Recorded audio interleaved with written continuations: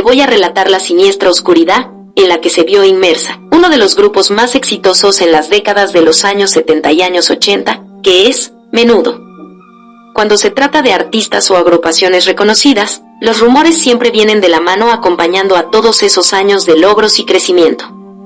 Incluso, está totalmente normalizado el hecho de relacionar la fama con los escándalos. La escena de aquella época era dominada por bandas conformadas de integrantes menores de edad, tales como Timbiriche, Parchís, Los Chamos y demás, cuyos conceptos eran increíblemente aceptados y queridos por el público, causando una enorme sensación. Sin embargo, es bien sabido que este tipo de fenómenos por lo regular tienen dos caras. La expuesta en televisión, radio y otros medios de comunicación que se encargan de mostrar el lado positivo y glamoroso que se vive en el mundo de la farándula, sobre todo durante las llamadas épocas de oro de cada agrupación. No suena nada descabellado que de hecho se llegue a pagar o sobornar para silenciar algunos rumores, sean o no ciertos. Y aquí es donde se encuentra el otro lado de la verdad.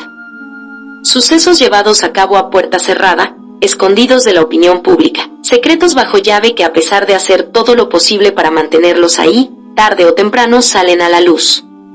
La historia de Menudo no solo fue testigo de grandes cosechas de éxito, viajes, premios, lujos y giras por Latinoamérica.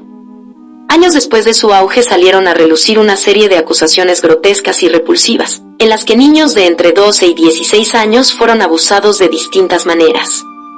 Ricky, Carlos y Oscar, conocidos como los hermanos Meléndez Sauri, Fernando y Neftalí como los Ayaberry Valls, hicieron su debut el 26 de noviembre de 1977 en su natal Puerto Rico. Ellos fueron los primeros 5 que darían inicio a la banda bautizada como Menudo, cuyo nombre nació por mera casualidad durante su segundo ensayo, cuando la hermana del productor ingresó al domicilio y exclamó en voz alta que «mucho menudo hay aquí». Y así se emprendió un camino que dejaría tragos agridulces en todos los cantantes, que formarían parte de este fenómeno a lo largo de los años. Edgardo Díaz, nacido en Panamá, en 1947, productor y creador de este quinteto, ya se había hecho cargo de otro exitoso proyecto infantil en España, llamado La Pandilla, el cual tuvo mucho éxito. Sin embargo, al crecer cada uno de los miembros tomaron la decisión de deshacerse de él. Dicha situación es la que probablemente originó una de las cosas que más llamaba la atención acerca de la banda, pues la rotación de los integrantes era constante, debido a una de las estrictas reglas delegadas por el creador. Consistía en cambiar a los participantes en cuanto cumplieran su mayoría de edad, les cambiara la voz o maduraran sus rasgos faciales. Por este motivo, hubo una amplia cantidad de cantantes que alguna vez formaron parte de la agrupación. Con tantas personas involucradas en el proyecto y gracias a la naturaleza del mismo, no era de extrañarse que en algún momento hubiera acusaciones en contra del también considerado como tutor, el tal Díaz. Un conjunto de menores con tanto éxito, de una u otra manera se verían sometidos a jornadas laborales fuera de lo normal para un infante. Cumpliendo con giras de conciertos, de medios, ensayos, sesiones de fotos, firmas de autógrafos y otras actividades plasmadas en una agenda que debía ser cumplida al pie de la letra. Las confesiones escalofriantes que contarían la verdad detrás de aquellos gloriosos años serían hechas por los mismos artistas que vivieron en carne propia las ventajas y desventajas de haber formado parte de esa historia.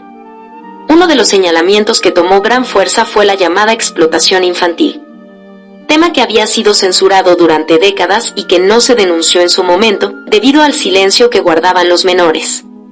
Sin experiencia laboral, inocentes e incapaces de defenderse solos, callaron los maltratos por parte de la administración. Presas del miedo y bajo amenazas, nunca pudieron expresar sus malestares causados por tantas actividades delegadas a cumplir. Fue en el año 2015 cuando finalmente uno de los integrantes hizo declaraciones al respecto. Ángelo García, quien fue miembro entre 1988 y 1990, durante la transmisión del programa Suelta la Sopa de la cadena Telemundo a través de una entrevista, hizo alusión a las extenuantes horas de trabajo en las que se veían sumergidos. Las agendas no eran saludables para un niño, declaró García. Su experiencia en Menudo estuvo llena de malestares y sufrimientos, pues asegura que durante esos años pasaba gran parte de su tiempo enfermo, padeciendo de asma y voz ronca. Un día normal en la vida de estos chicos consistía en dormir poco y tener escasos minutos para alimentarse. Llevaban una dieta totalmente insana para personas de su edad, pues ingerían lo que tenían a la mano cuando podían. Al ser solo unos infantes, cualquier miembro del equipo podía darse el lujo de tratarlos como les viniera en gana. Los maltratos psicológicos y físicos no tardaron en hacerse presentes. Dicho entrevistado narró uno de los acontecimientos que más quedó grabado en su memoria. Uno de los incontables días llenos de compromisos, los jóvenes llegaron tarde a dar un show. A pesar de todas las horas de falta de sueño que traían encima, la ausencia de nutrientes y del cansancio extremo, fueron reprendidos. Tal vez no fue su culpa haber tardado un poco. Sin embargo, eso no fue motivo para evitar que personal del staff tomara del cabello a uno de ellos y lo empujara hacia el ascensor. Nadie se preocupaba por su bienestar. Solo se les veía como una montaña de dinero, de la que querían sacar cada día más a costa de su salud, tanto física como emocionalmente. El alejamiento de Ángelo de aquellos reflectores que le comenzaban a cobrar factura, se debió a un incidente que por poco le cuesta la vida. Todo comenzó momentos antes de salir al escenario. Se encontraba en su camerino sufriendo una serie de dolores muy fuertes en el abdomen. Sin nadie a quien acudir ni familiares cerca, procedió a comunicarle su situación a quien estaba a cargo, Edgardo Díaz. Sin embargo, este no recibió el apoyo que esperaba, pues a pesar de manifestar sentirse sumamente mal, este le contestó: "Lo que pasa es que tú no quieres trabajar". Palabras que detonaron en el afectado causando una gran molestia, por lo que su estado empeoró.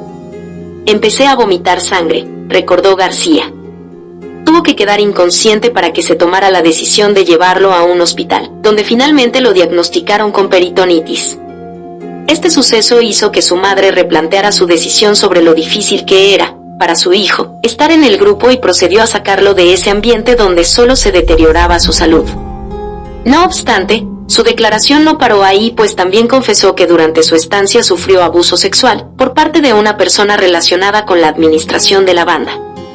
Esta grave acusación está respaldada en un documental de HBO llamado Menudo, Forever Young, el cual se compone de 4 capítulos en el que algunos exintegrantes cuentan su brutal experiencia. Entre ellos destaca precisamente Ángelo, quien narró una historia escalofriante acerca de las terribles agresiones que sufrió. Los depredadores sexuales, como él los llama, rondaban por todos lados buscando cualquier oportunidad para aprovecharse. Manipulaciones, amenazas y agresiones de toda índole trastocaban la estabilidad emocional de aquellos chicos. La verdad que cuenta es una brutal vivencia que resulta repugnante. Siendo el menor de la boy band, con 11 años fue víctima de las garras de un enfermo mental, adulto mayor asiduo a aprovecharse de menores. Esta persona, de la cual no se revela la identidad, le ofreció alcohol hasta el punto de perder el conocimiento. Tras la puerta de un hotel, ocurrió uno de los crímenes más atroces que se le puede hacer a un niño. Cuando me desperté, estaba desnudo y sangrando, así que supe que habían abusado de mí. Tenía marcas de quemaduras en la cara por la alfombra. Estaba muy confundido y no lo entendía, confesó García en el documental. Junto a él, Rafi Rodríguez y Andy Blázquez, ex Menudo, denunciaron ciertas situaciones de índole sexual en las que se vieron involucrados, desde comentarios subidos de tono por parte de Edgardo, quien además se les insinuaba de manera física, mostrando sus partes íntimas en más de una ocasión, hasta abusos por parte de la administración, en la que se presume había una fuerte presencia de pedofilia. Nunca diré que Edgardo Díaz me tocó, porque no lo hizo. Sin embargo, él se juntaba con un grupo cuestionable de individuos y donde hay humo, hay fuego, comentó un ex Menudo. Por otra parte, el cantante Roy Rosselló es quien sí ha denunciado abiertamente al tan controvertido manager. Su integración al grupo ocurrió por mera casualidad luego de la visita que hicieron a Puerto Rico. El chico acudió a la oficina del dueño de este proyecto y de forma natural las fans comenzaron a mostrar su emoción, pensando que él sería el siguiente en incorporarse a la banda del momento. Debido a este alboroto, fue llamado por una secretaria quien siguiendo órdenes le llevó una solicitud de audición al joven, con el argumento de que atraía muchas jovencitas. Luego de este suceso, el acercamiento entre Roy y Díaz se fue intensificando, ya que el joven comenzó a visitar la casa de dicho productor con la ilusión de tener oportunidad en el medio artístico. El presunto abusador se se comenzó a meter en su mente con promesas de fama, dinero, lujos. E incluso recibía constantes regalos con los que se pretendía comprar la confianza y el agradecimiento de la víctima. Los actos de abuso se originaron en la casa de la madre del manager, conocida como Doña Panchi. Tras la puerta de la habitación de su hijo ocurrían actos que nadie se atrevía a nombrar en voz alta. Así transcurrieron 3 meses en los que estaba en debate si este niño entraría o no a Menudo. Desde el punto de vista de la madre era una mala idea, ya que estaba al tanto de las perversiones de Edgardo. Claro que ella sabía, porque ella entendía las consecuencias al momento que yo entraba en Menudo, que eso podía ser un escándalo mundialmente, y que yo lo podía decir en algún momento. Confesó Roy en una entrevista. Las discusiones sobre el tema eran cada día más constantes. 2 adultos, cómplices del abuso de un menor, decidiendo sobre su futuro como si fuese un pedazo de carne o una simple mercancía. Hasta que finalmente una tarde de 1983 tocaron a la puerta de la casa de la víctima. Era su agresor, con maleta en mano y contrato listo para firmar. El momento en el que lo vio, supo lo que significaba. Su madre firmaría ese documento, en el que no solo cedía ciertos derechos legales sobre su persona, sino que también le estaba vendiendo a su hijo, al mismísimo diablo en persona.